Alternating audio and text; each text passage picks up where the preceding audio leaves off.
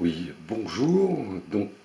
Dans cette vidéo, je vais vous expliquer comment on peut faire un thé avec une cafetière. Donc, on peut faire un thé pour plusieurs personnes, étant donné que ce sont une petite expresso familiale. Alors, tout le monde connaît cette petite cafetière italienne, hein. Donc, comment ça fonctionne? Vous avez là, dans la cafetière, un récipient, hein, qui permet de faire bouillir l'eau avec un filtre, un peu genre expresso d'ailleurs, vous voyez, hein. Expresso, on met le café en tasse, et avec la vapeur d'eau, on a un bon café. Et là, on va faire un thé. Un thé pour plusieurs personnes, 4 ou 5 tasses. Donc, on va commencer par mettre un peu d'eau dans la bouilloire. Donc, on renverse un peu d'eau dans la bouilloire. Quand vous mettez de l'eau dans une bouilloire, surtout évitez de noyer le filtre à l'intérieur.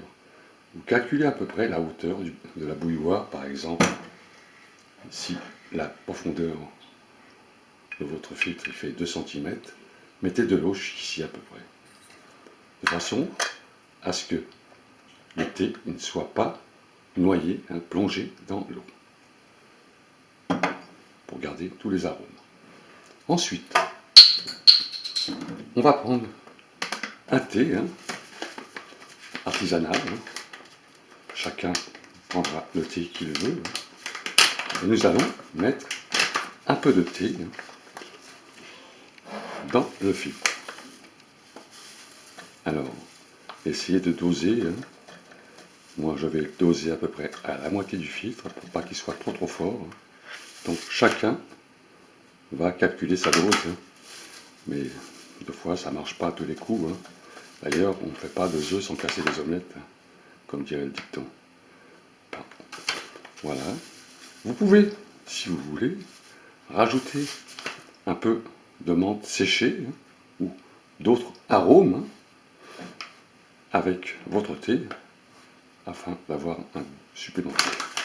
Alors, on referme soigneusement, toujours ces conteneurs, hein, de façon à que l'arôme ne foute pas le camp. Ensuite, quand vous avez mis votre thé dans votre cafetière, en l'occurrence, ce serait pour faire du café, mais là, on va faire du thé. Donc, une cafetière, disons. On referme correctement sa machine expresso italienne familiale correctement. Et maintenant, on va faire bouillir l'eau de façon à ce que le thé revienne dans le conteneur à thé qui est juste là. Donc, on va passer à l'étape suivante. Donc, voilà, j'ai mis ma cafetière sur la plaque induction. Nous allons attendre maintenant que le flux, hein, projette l'eau bouillante à l'intérieur du filtre afin de remonter le thé correctement, mélangé à une bonne température. Donc on va attendre quelques minutes.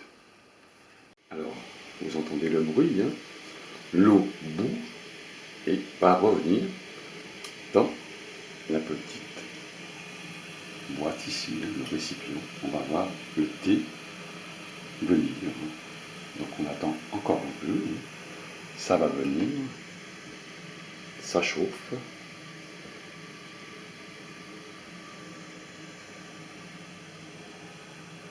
Vous allez voir, hein. Voilà, ça vient. Vous voyez, le thé, il sort. On ferme pour ne pas s'ébouillanter. Voilà. Nous avons notre thé, hein, qui est prêt. Donc on attend que ce soit fini, hein. Dès qu'il n'y aura plus de bulles, ça sera OK. Voilà. Le thé prêt à être servi. Voyez. Là, nous avons un thé pour plusieurs personnes fait en expresso. Donc, j'éteins ma cuisinière électrique. Maintenant, je vais servir le thé dans les tasses, mais il y a une manière de le servir. Vous allez comprendre pourquoi. Il y a des choses très délicates avec le thé. Il faut absolument respecter ces consignes. Alors voilà, le thé est prêt. Alors, on va servir le thé maintenant. Quelques petites précautions, bien sûr. Le thé, c'est une boisson chaude, toujours. Pour servir le thé, toujours, il faut le servir de très haut. Vous entendez ce bruit?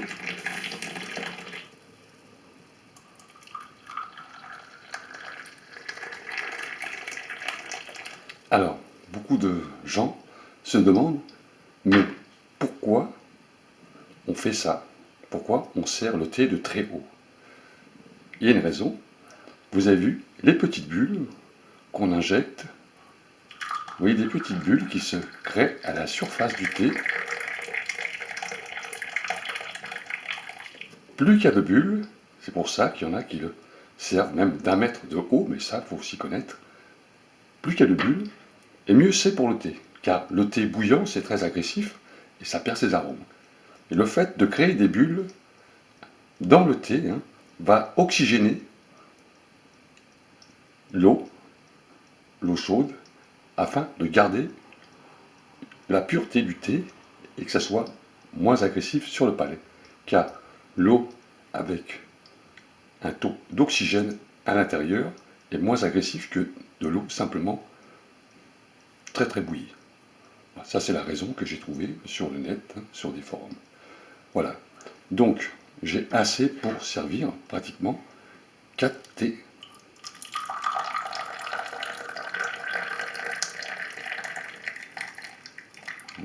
Voilà. Avec un expresso, au lieu de faire un thé, on en a fait 4. Vous voyez l'astuce? Et le thé est très très bon car je l'avais déjà fait. Ensuite, c'est pas fini. Le sucre. Quand vous mettez un sucre, surtout, ne lâchez jamais un sucre dans le thé comme ça. Car si jamais il y a une éclaboussure, déjà, si vous êtes prêt, vous risquez de vous brûler. Donc, le sucre, il faut toujours le plonger délicatement, tout doucement, à l'intérieur de son thé. Ensuite, bien sûr, on va le touiller avec une petite cuillère. Alors, chacun mettra la dose de sucre. Il y en a qui ne mettent pas de sucre du tout. Voilà, un thé bien sucré. Ensuite, le thé. Quand vous buvez un thé, c'est sûr que le verre va être très chaud. Donc, ne jamais boire un thé comme du petit lait. Il faut le boire en petit flux, en aspirant, afin de contrôler la chaleur sur le palais, comme ceci. Écoutez ce bruit.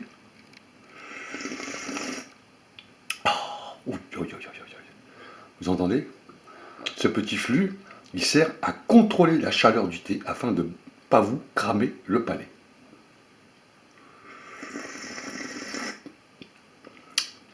Et là, je sens, moi, les arômes sur mon palais, les arômes qui étaient dans le thé au départ.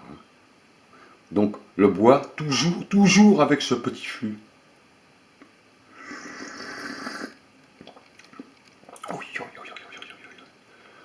Voyez? Donc voilà, pour faire un bon thé,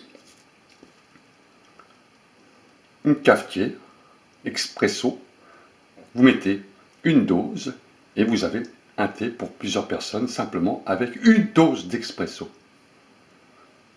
Voilà pour cette vidéo, j'espère que cette vidéo vous a fait plaisir. En attendant, un joyeux Noël, en avance bien sûr, et une bonne fin d'année. Bonsoir messieurs, dames.